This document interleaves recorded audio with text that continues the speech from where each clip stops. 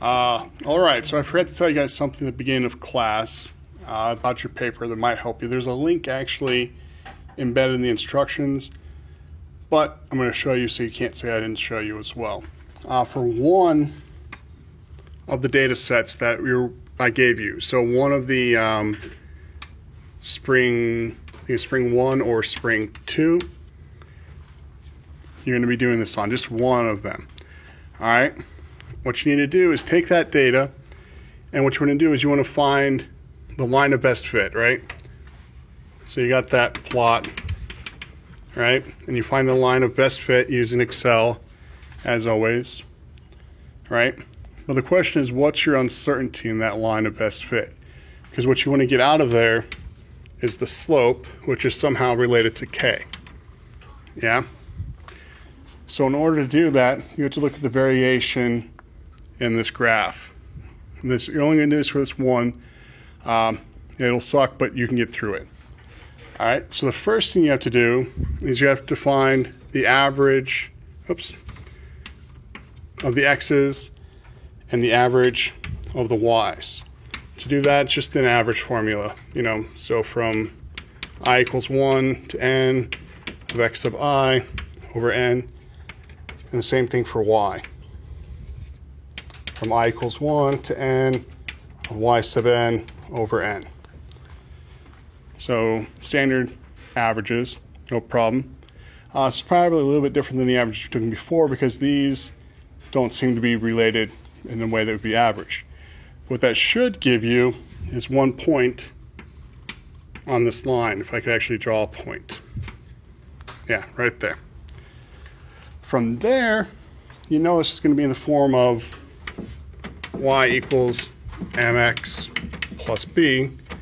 So you have an x, you have a y, you don't have m, you don't have b yet. So to find the m,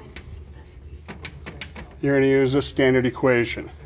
It's the sum from I equals 1 to n of x sub I minus x bar times y sub I minus y bar all over the sum from I equals 1 to n of xi minus x bar squared. Yay! And this will give you the m. Basically what you're doing is you're comparing the variances. Alright? You don't need to know anything else about that. So that's how you actually calculate m. So it gives you this big old formula about it, right? The fun part is, and then to get b, you just use that m, right? Now you have m, x, and a y, so you can find b. All right? So now you have to find your uncertainties. So you go back here to x and y bar, right? So your uncertainties in x, all right, that's the masses. They're going to be all different, as you saw, because I used different masses to get those. So some will be like half a gram. They're listed on there, I believe, in the sheet. So they're not all going to be the same. However, the uncertainties in the y, which is the length, those should all be the same.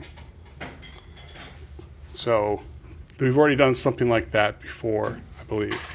However, this guy is going to be fun right here because you have uncertainty in everything. X bar, xi, y, x. Yay.